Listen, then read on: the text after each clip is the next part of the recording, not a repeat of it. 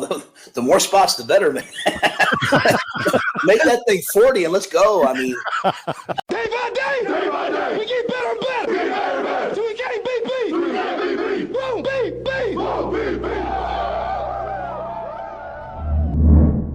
Hey, everybody. Welcome in to Day by Day. And have we got a show for you today? If you like rage, this is the place for you. Do we ever get ragey? No. I don't think so. Because it's just sports. Yep. But pardon me for a second. Andrew and I we're going to connect publicly because it's been a while since we've done this show together. We're doing every other week. A couple weeks ago, I did like a 6-7 minute thing by myself. Life's been busy and May is almost over, but yeah. I think May is like December without the presents. Yeah. Right. Well, and it's funny because nothing we're going to really talk about has anything to do with transfer portal, recruiting. Nothing. I mean, that December gets pretty exciting in that sense, but yeah. There's just, sports are ending, new sports beginning, kids ending their school year, recitals, concerts, practices, graduations. We haven't even gone to a graduation party yet. We will this weekend. There's just, May is just busy, but here we are, and we're going to talk about a big kerfluffle that happened this week. You know what we're going to talk about? We're going to talk about On3 and Ari. I don't even know how to say his name. Wasserman. Ari. Ari. Sorry, I said Ari. Ari Wasserman, and that whole thing. So we're going to get there in this episode because it's May. And that's really all we have to talk about. There's some other things going on. Obviously, Husker softball's doing awesome.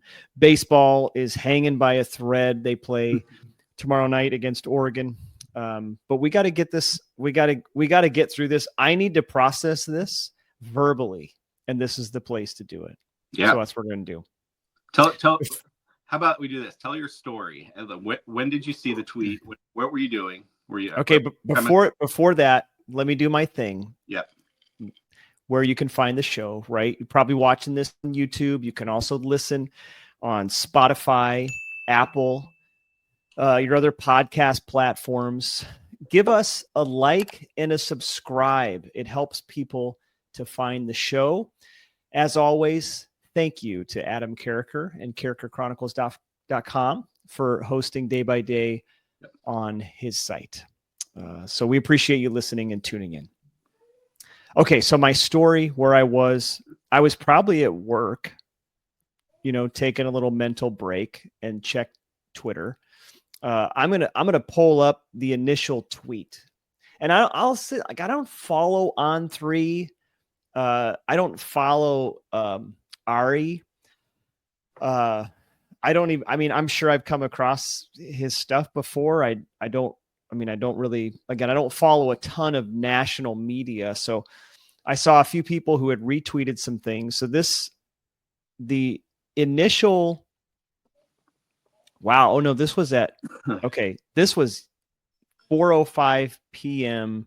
yesterday was the initial tweet from On3, right? No, this was, I have like 11. This was Ari's tweet. Ari's tweet was at 4:05. So this was at the end of the day. So I don't know what I was doing. So I saw the tweet that said Matt Rhule on potential college football playoff expansion.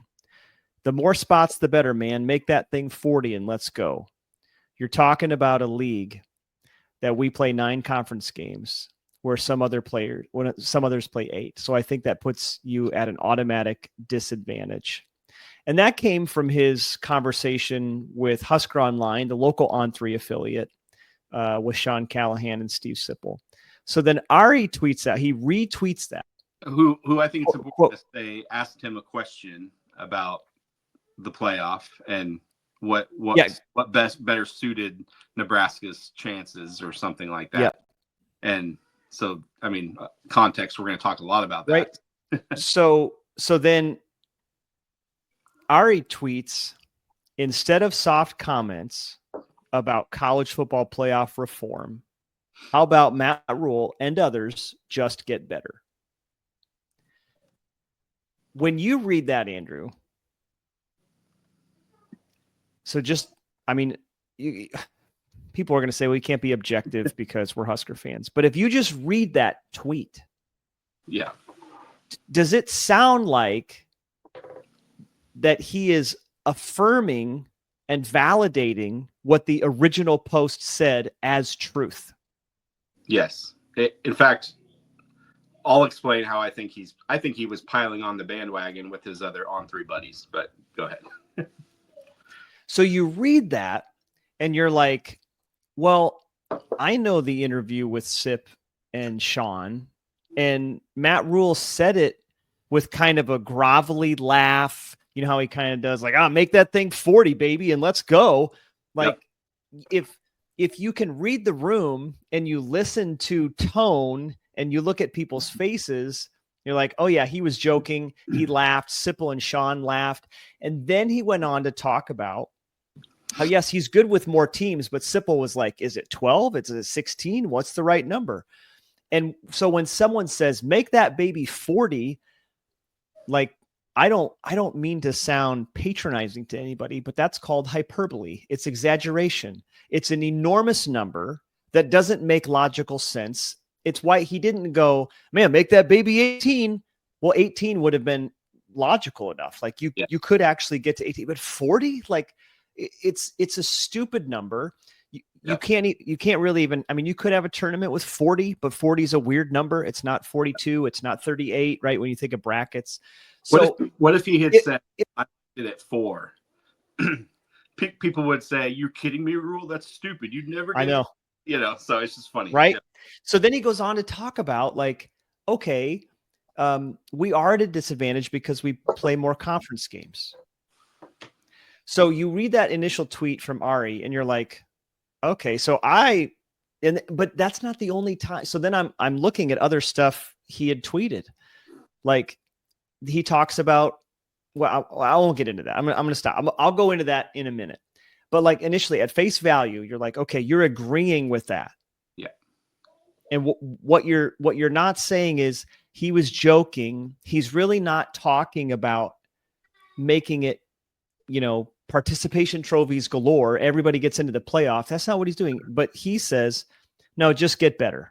Like, yeah. We don't need a 40 team playoff. You just need to get better. As if that isn't the goal anyway. As if like, right? Matt, oh really? Gosh, we should just worry about winning it. Like as if right. Not what they're trying to do. It's so I like let him have it. Like Ari, I wrote a couple of threads. You guys can go to Twitter. A lot of you follow this show. You probably James saw is that, but probably the writer that he referenced in his interview today. I let him have it because I'm just like, you are either intentionally saying Matt Rhule was not joking, and you're lying because later he said, no, I did know he's joking, mm-hmm. Or you don't see the problem in what you're doing and you're blind to it. I don't know which is worse. Now, as I and others were pointing this out to him, he said, well, did you read the article? This is where things really started to get frustrating. He's like, did you read the article? And I told him, I'm not going to read it. Like, first of all, I don't pay for On3. And since then they've opened up. He made it. Yeah. He made it public. Or read it. Yep. But he's like, well, read the article. Did you read the article? How are you going to comment? And I'm like, I'm not commenting on the article. I'm commenting on the post that you made on this website, on this platform. Yeah. We're having a conversation on X about what you said on X. You're talking about an article you wrote on another platform that only people who subscribe to it can have, that has access to.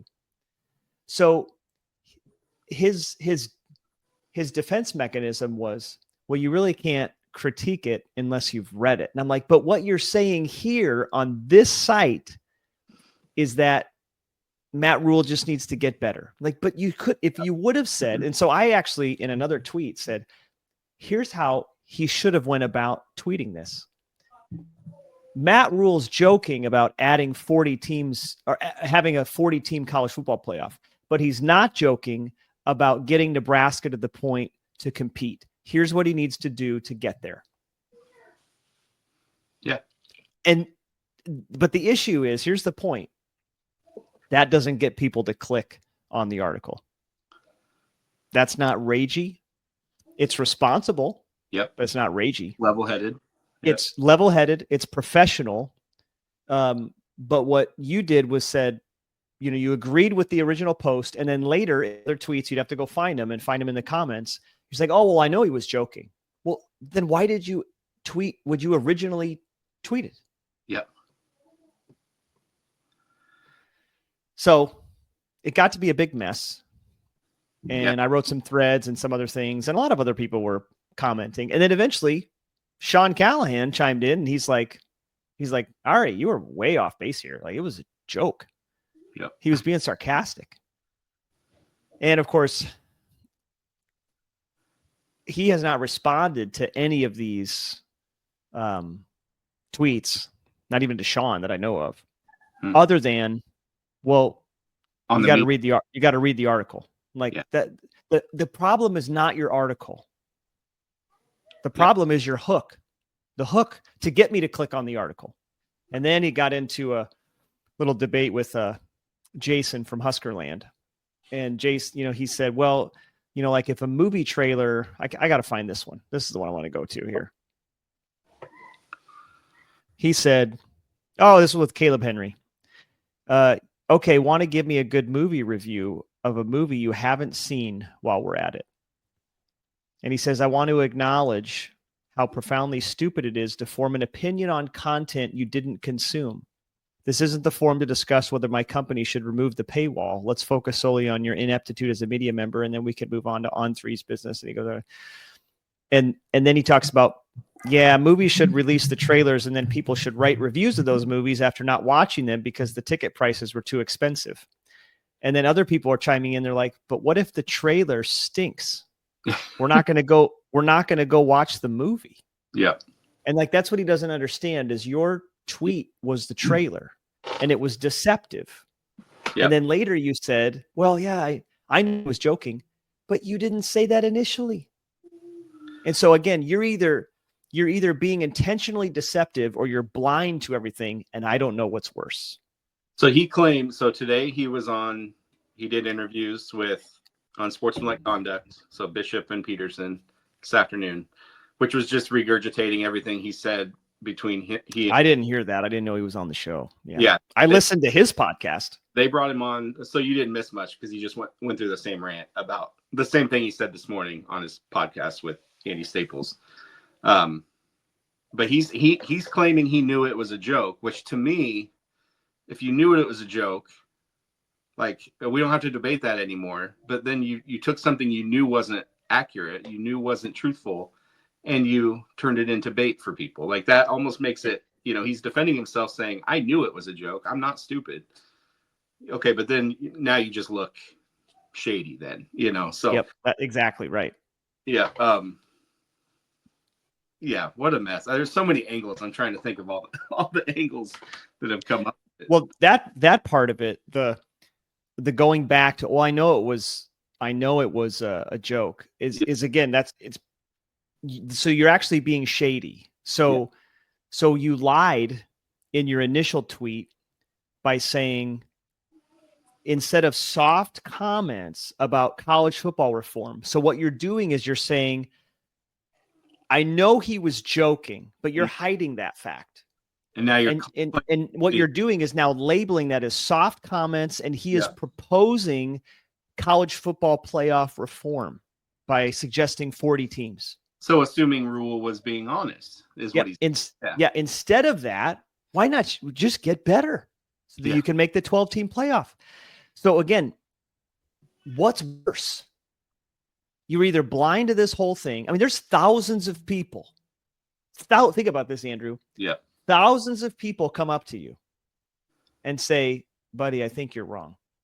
So you're either blind to that or you're intentionally deceiving. I want to believe the best about him. I don't know if he'll ever see this. Probably not. I don't believe he would want to intentionally deceive. But at this point, it's like, again, we talked about this in the last, did we talk about this on the show? When the business model is clicks, how can you have, I want to be careful here because I don't want to mean him personally. How can a business have the right kind of ethics, good ethics, when the model is clicks? Right. That, I mean, honestly, like, shameless plug. That's why we started TTG through these gates on Substack, right? Yep. So we don't make any money right now. It's free. People could offer to pay for the content, but we don't get paid by the click. So there's no ads. There's nothing like that. You consume it for free. We write for free because we love it. It's not our full-time job. It's not even a part-time job. So when the business model is clicks, you have to get something to, you have to do something for people to click on that link. Yeah. And so it brings up, we think of what is X, what is Twitter for, so I think it's also, if you're using that medium to communicate, you can't sit here and say, well, the tweet's irrelevant unless you read the article. Well, then why are you using Twitter at all? Like, it's meant to be a super short form. And what he said repeatedly today in his interviews was, my job is to elicit emotion. He said that repeatedly. So you're using a short form medium to elicit emotion. In this sense, it was anger, to get people to engage with your content. Like, so he's kind of going around in circles. He's kind of stating what his intentions are but then being offended that we are assuming his intentions. So. I also thought it was interesting. He talked about on his podcast, I write columns. I have an opinion. Yeah. But in the original tweet, I mean, I'm not trying to split hairs. I'm looking at like what's written. It's objective. It's written there. Yeah. Instead of soft comments, yada, yada, story, colon. In journalism, when we talk about stories, that's an article. It's facts. I'm going to tell you the story of the game. So I use statistics. I tell you what happened first, second, third, and last. That's a story. Yeah. If he would have said column or opinion, colon. So again, the whole original tweet, it was just a cluster, because you're like, you don't acknowledge there was sarcasm and humor. And then you say, here's the story about that interview. But instead, according to what he said, I still haven't read the article. I'm not going to click on it. I'm not going to read it because that wasn't the point. But what he says on his podcast is that it's an opinion. I'm a columnist. Okay, great. So then use the right words in your tweets. Yeah. Say it's an opinion piece and not a story. So, sorry, go ahead if you got more. I just need to breathe. I'm actually not. I'm not, like, I probably sound angry. Like, I don't feel anger toward him. I feel a sense of, like, we are like this. It seems like it's all media, but we are rushing at a speed previously unknown to humanity toward unprofessionalism in media, in journalism. It's not even really I don't call it journalism. It just doesn't seem like journalism to me. They have sources, they connect with people. He said, I talked to Matt Rhule. Okay, great. But again, like, if the whole point of a headline, he kept going back to that. People are mad at a headline. Well, yeah, because the headline had nothing to do with what you wrote. Right. You said Matt Rhule, all he wants to do is defend what he wrote, and not that it's like ignoring the headline, which I heard there was some doubling, or there's some backpedaling a little bit there in being willing to go live to talk about it. He called Matt Rhule. They had a conversation. And I don't know if you heard on the podcast this morning, Matt Rhule actually called Andy Staples first. I saw that. Rhule wasn't happy about any of this. Nope. Wasserman. So again, you're like, and then in the podcast, there was this very awkward moment. Did you catch that? Where Andy said, like, you know, the way that Ari went about the tweet, probably he said, so I'm butchering. This is not exact. I'm paraphrasing. Basically, like, probably could have went about it a little bit better. Yeah. And then what Ari did was he proceeded to defend himself. Yeah, and he's focusing on the wrong thing, and while accusing all of us of focusing on the wrong thing. Right. It almost felt like, oh, I'm going to use this moment to further push my writing, to further push this. He wants us to read this column. Read this column. I did read the column when he offered it for free, so I was like, why not? I mean, I knew we had a podcast. What did it say? Wanted to do my research. So, and I heard a little bit of this from the unsportsmanlike conduct guys this afternoon, who I thought had very good takes on this. A lot of times in my book, they can kind of, I don't know, be a little snarky towards fans, but yes, I thought they had a pretty level take on it. But the article was really, and when what they said was it's felt like Ari has been waiting to, and Ari kind of said this. He said, Rhule's been saying things lately in reference to us canceling the Tennessee matchup, in reference to, you know, what Feinbaum got all up in arms about last year, about 14 should get in. It's like this was kind of his moment to jump on Rhule about the comment. So it was about that. It was about the softness of not wanting just, he's like, you should want to play the best, and you should want to beat the best, and you should want the best strength of schedule. And if say Huskers are 9-3 at the end of this next year, you're going to wish you had a Texas on your schedule instead of a so-and-so Baptist, like Houston Christian. Which, yes. And I think we talked about this because, you know, the whole issue with that, I mean, we can go back. Tennessee moved the games first. Nebraska accommodated. Nebraska tried to asked, and Tennessee didn't want to do it. We play 9 conference games. The SEC plays 8. It's like we play another tough, you know, we're playing another Power 5 opponent. We're playing one more than the SEC plays. But the thing that frustrated me about when I heard that, because he did acknowledge that in the podcast, was, man, so you're now bringing up something that happened 3 months ago. Exactly. Yeah. Into this. And he was like, well, I had this kind of column in my back pocket. Yeah. Like, well, you're not, why would you do that? Like, I mean, you obviously, whether or not, so again, perception is reality. Whether or not you have it out for Matt Rhule is neither here nor there, or Nebraska. But what you showed, and now how we perceive that, is you were waiting for the right time to pounce. Yeah. And then you did it. And I don't think he had it out for, I think sometimes we do feel like the media has it out for us, but I think the media is, again, back to clickbait. They're smart. They know Husker fans engage. And so in a way, they manipulate the landscape there of like, I can put this out there. I know I'm going to get in Twitter arguments, but that's better for my brand, and that's better for me to get my face on YouTube or on, you know, radio station or radio channels. And that's what I see this as. Was, yes, he had that in his back pocket. I don't know if he really cares about Nebraska at all, but here's a fan base that we know, you know, I can't say this about Mizzou or Purdue and like get this kind of engagement, but I can say this about Nebraska because he did make the point. Matt Rhule's not the only coach that said this. He goes, there's been a lot of guys that have been saying this stuff. Okay, well, you didn't write articles and about them. You didn't put, you know, rage bait tweets out about them. You strategically did it because you know what fan base is going to engage more with it. So, yeah.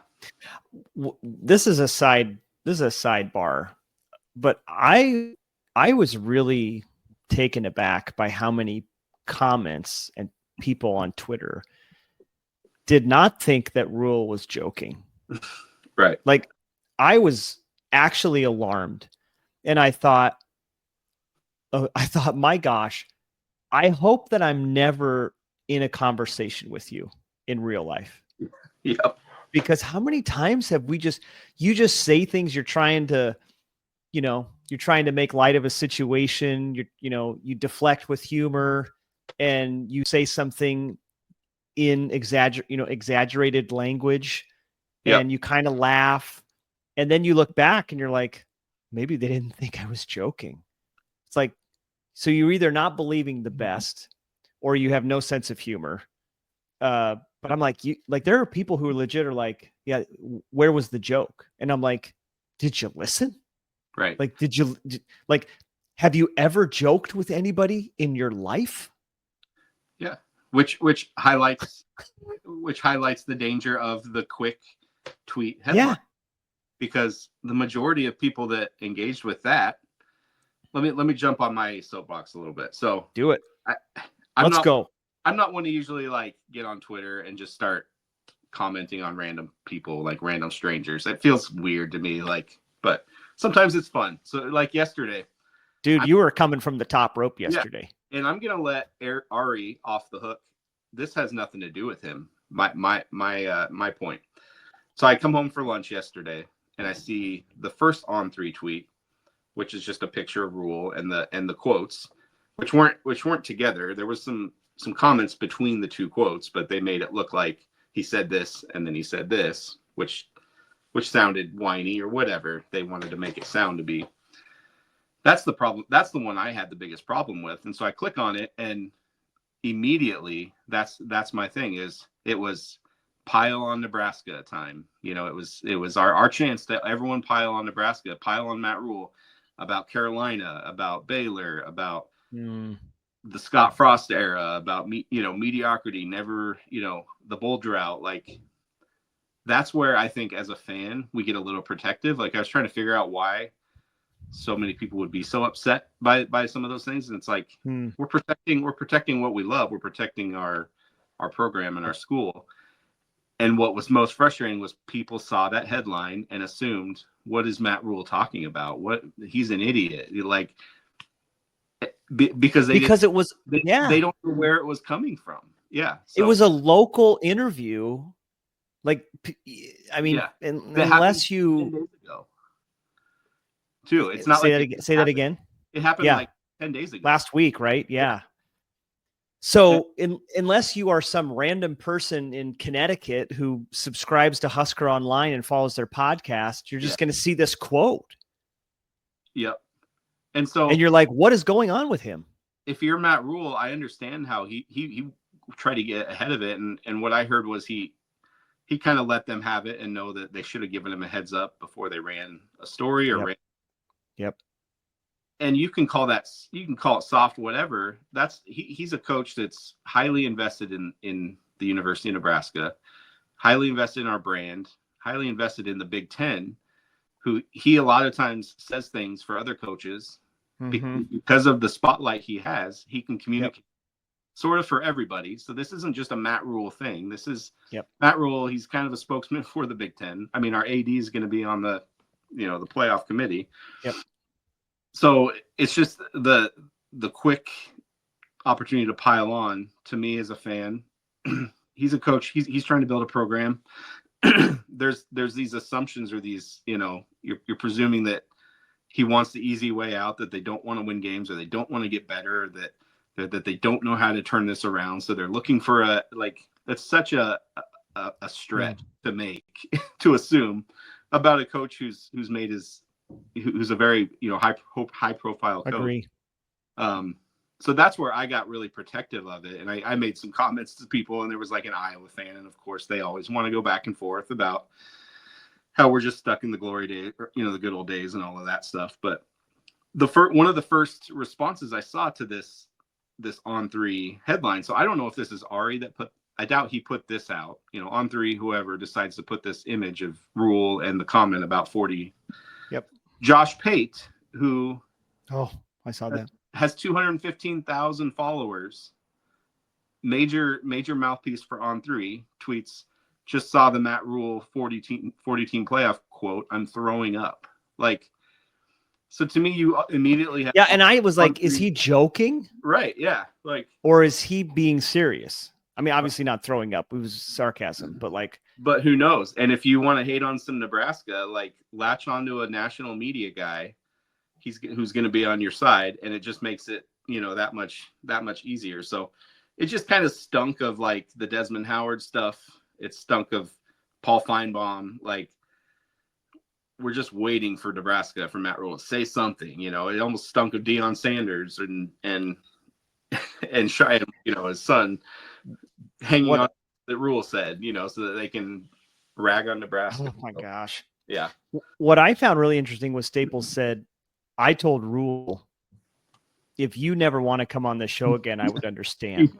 What that shows me is actually, I only listened to about 20, 25 minutes of the Staples and Ari's show, but my respect for Staples went up because I think you could tell he was being diplomatic. Like you could read between the lines, and I think he was being very diplomatic to the whole situation. I think he was being respectful to Ari. I'd love to know what they talked about once they hit stop, right? Yeah. And we'll never know. Nobody will never know. That's one of the advantages of doing a podcast like this is once I hit stop, you don't know what Andrew and I talk about. Yeah. But I'm curious, like, again, like he's like, I told Matt Rhule, like, if you never want to come on, I get it, which shows me he gets it. Yeah. Because what like Matt Rhule is not a customer or a client, but he's a client in the sense that when you are in media, you're dependent on whoever it is you're reporting on. If they don't give you access, you lose information. If you don't have information, you can't write columns or stories or whatever you're writing. You can't produce podcasts. People stop listening. You have to maintain a good relationship with, in this case, kind of a client. Yeah. And I think Staples knew, he's like, we kind of blew this one. Yeah. And because of who Rhule is, and because he's a good dude, he's like, no, I'm not going to do that. Like, good for you, Matt Rhule. Because I probably would have been like, yeah, I can't keep risking my reputation, the university's reputation, and come on your show when you're going to take stuff out of context. Now, I probably could bet that if it ever happened again, it'd probably be it. Yeah. For On3 with Matt Rhule. Yeah, and Rhule, we know, and from what we've heard, is their conversations were very generous and kind and whatever, collaborative. But yeah, at the same time, Rhule's human. He's also, I think, what we all really like about him is he's very, very bullish on getting back to where we deserve to be. And I think when you have media that don't know what they're talking about, taking something out of context and painting us Huskers in that light, we take it personally. We get frustrated. And I like the fact that I think Damon Benning mentioned it this morning. He goes, I kind of like this stuff when it's Nebraska fans and media sort of unified, because I know there was some kerfuffle a few weeks ago that I did not even get into about the Frost comments or the Frost headlines. Yep. Where it was, well, we could talk about fans against media, but we don't need to rehash. Well, I mean, it's very okay. Okay, you brought it up. So I'm gonna go there. I did find it a little ironic that some of the Nebraska media were critical of On3 and Ari for really doing the same thing that they did with the whole Scott Frost stuff. Yeah. Right? Like there was a meme floating around there that was like, why do we talk about Nebraska? Because it gets engagement. And my thought was, why did you talk about Scott Frost? Because it gets engagement. Yeah. And then when we don't want to click on the article because you get paid for it, they yelled at us. And now you're yelling at the national media because you want to click on the article because it's behind a paywall and you can't. And I just found it all very humorous because again, social media makes strange bedfellows. We were together united, the Nebraska media and the fans, this time. But 2 weeks ago, we were at odds because of Scott Frost. Yeah. And pretty funny. You know, speaking of Scott Frost too, I also found it funny that he got hammered in the media a few years back during COVID for wanting to play games, for having that bravado of like, we'll play anyone anywhere type of mentality. And people were ready to kick him out of the Big Ten for it. Go back to the Big 12, Bob. And now it's like, now according to Wasserman, we're soft because we're not willing to play anybody anywhere. You know, can't win. You can't win. Yeah. So, I don't know. I don't think. I mean, it's over with. I think. Yeah. Till the next thing. At the end of the day, it's sports, but I do think it's not just sports. It's an occasion, again, for us to look at ourselves and say, like, am I being in profession? Am I being professional? Am I being intentionally deceptive? Am I trying to bait and switch people? Yeah. Am I trying to sell anger? Am I trying? I know, even the fact that he admitted, my job is to elicit emotion. Okay, great. I get that. But taking advantage of that is where you now, in my opinion, you go across the line. Yeah. Right. Yeah. Like when there's a football game and then we come on here and we record a podcast, we either are processing the pain or we are celebrating and we're elated and we're trying to provide an outlet for people to experience that. But when you take advantage, I think, of people's emotions, or again, you bait and switch like he did, I just think that's just too far. It's like that. Then you become, I told him, I was like, it's unprofessional and unbecoming. And he responded and he's like, I didn't do that. And I'm like, what? You didn't do what? Like, I'm going back. I gotta just move on, Andrew. I just got to move on. Because he'll say, it's over. Read the article. And it wasn't about the article. It's like, it wasn't about the article. It was your headline that called him soft. Oh my gosh. All right. Is there we got to move on. It's Thursday. It's almost the weekend. Yep. Memorial Day weekend. Is there anything else we want to talk about? Man. There's nothing. There's softball. Is softball going to win are they going to win it all? They got to get by Tennessee this weekend. I know you haven't watched much, but no, I'm all in, man. Yeah, I'm aware of the phenomenon that Jordy Ball has been.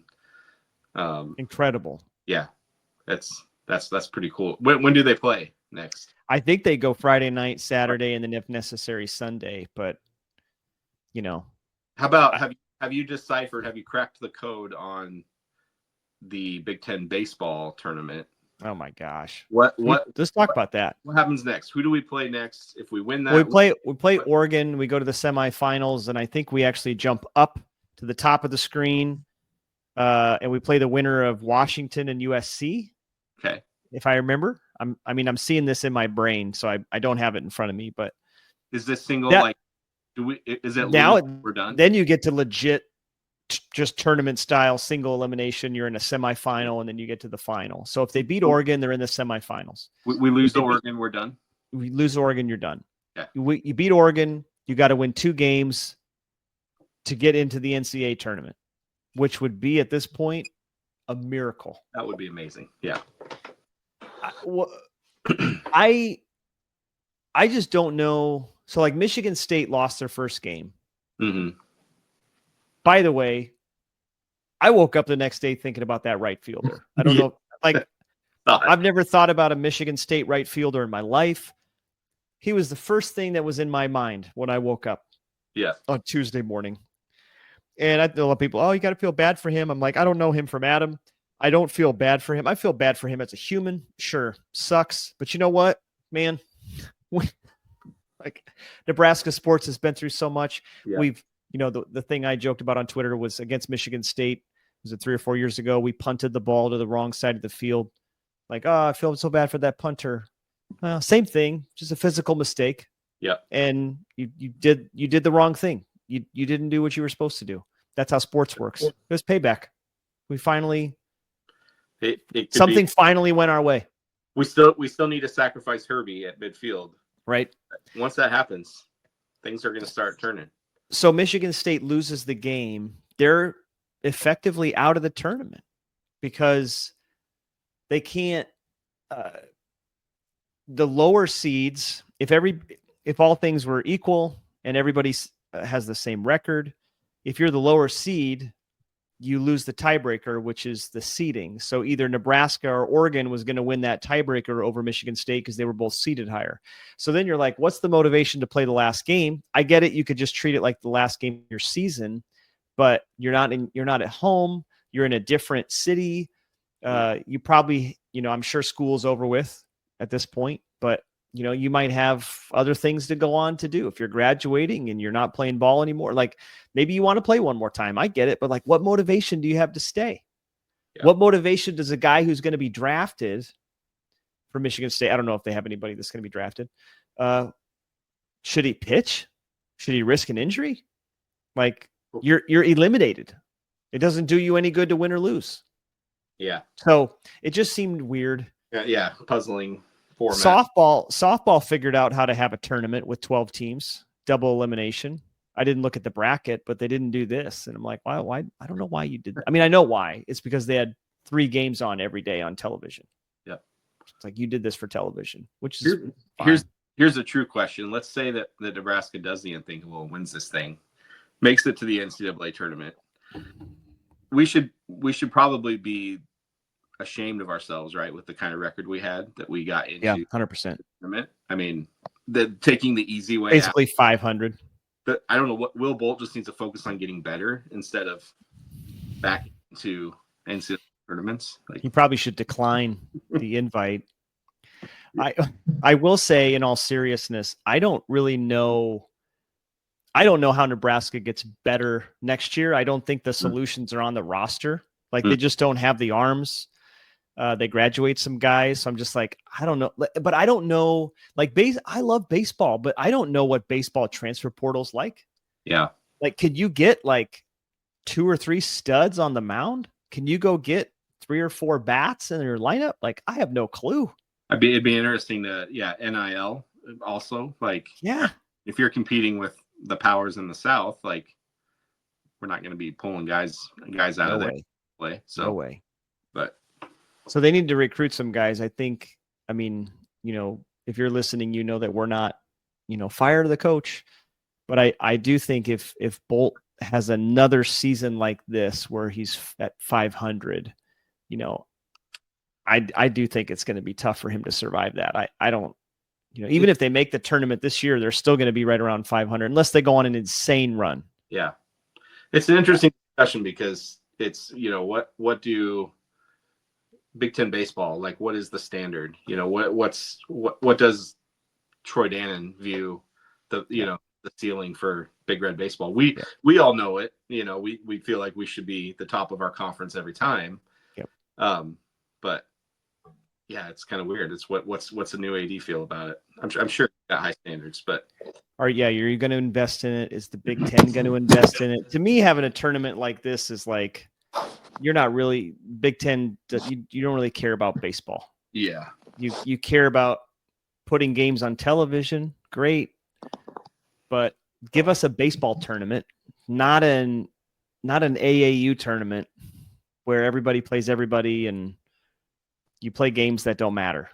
Like that's what club and travel teams do on weekends. So yeah, I don't know. Bryce Williams is in the combine. I don't think we can say on that, but he did score 24 points or something. One of the he had a rough game and then he had an amazing game. So yeah, so that's. I don't put too much stock in those games. I think the interviews and all that, coupled with his performance, is going to help him. I mean, he's going to get drafted. Yeah, he's going to get drafted. Pull the tape. I mean, just look at what. Yeah. I mean, it was talked about all year that he's got this NBA. You had NBA guys on broadcast saying he's got NBA style, So, and you got the finals in full swing. Who do you got I know you've dabbled a little bit this year in this one. Gosh, I tell you what. I mean, people probably hate that I like the Warriors, but how could you hate them? I mean, Draymond Green is Draymond Green, but I mean, it's hard to root against Curry, and so that's when I got into the playoffs. And so then I kind of, once they were eliminated, I was like, I didn't watch as much, but yeah, I don't know that I would have ever said this, but I kind of hope the Knicks win. They're likable. They're likable, and I know people hate on New York, but it's like, yeah, I'm not a Yankees fan by any means, but I've got nothing against the Mets. I've got nothing against the Giants. I've got nothing against the Jets. So it's like, why not the Knicks? Those people don't, it's kind of funny. If you're a Knicks basketball fan, they haven't won an NBA finals since when? No idea. 80s, maybe. Yeah. If even then, I mean, it's probably been longer than that. So yeah, I'll go. How about you? Yeah, I watched the first round games here last couple nights. I like Minnesota. I'm going to pull the Hoiberg angle. I mean, Hoiberg's got he's got some close ties. That's a regional franchise if you're not living here in Washington State. We don't have a basketball team, unfortunately. Hopefully, we do someday soon. But bring back the Sonics. Yeah, please. No, I like Anthony Edwards. Fun to watch. Julius Randle's fun to watch. So, he was great. Anthony was great in that Adam Sandler movie. Was it called Hustle? I did not see it, but yeah, really good movie. You should watch it. It's really good. A lot of fun, and he just basically plays like a trash talking NBA rookie.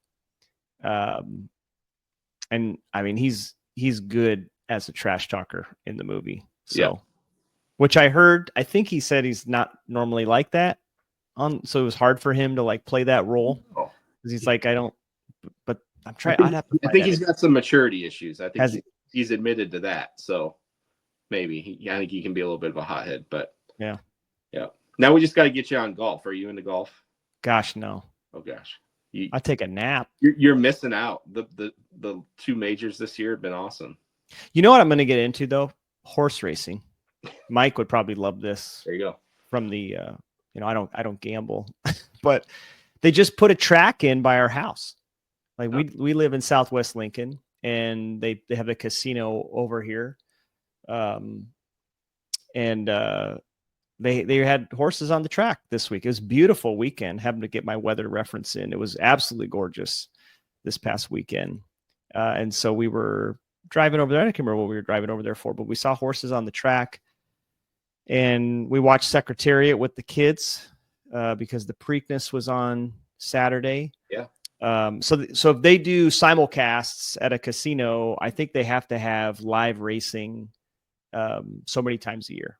I think that's that's a thing for. Again, I don't know much about horse racing, but I love horses. They're beautiful. And I love to listen and watch them run. So yeah, next time they're here, I want to go watch them. Do it. They're 90 seconds from my house. So do some live analysis. We want to. I'll record it and we'll talk about it. I probably could say, yeah, he was fast. He turned the corner. He really ran really hard and won the race. So, all right. Okay. I can't believe we got through 48 minutes. We kind of came into the show and we were like, what are we going to talk about? And then 35. And then yesterday happened and we're like, okay, we got our content now. We know what we're going to talk about. All right. Okay. Well, we'll sign off. Thank you for watching and for listening. We do appreciate you. Andrew, great to catch up. I've missed recording, and we'll be back in a couple weeks. So, all right, everybody, take care. Go Big Red.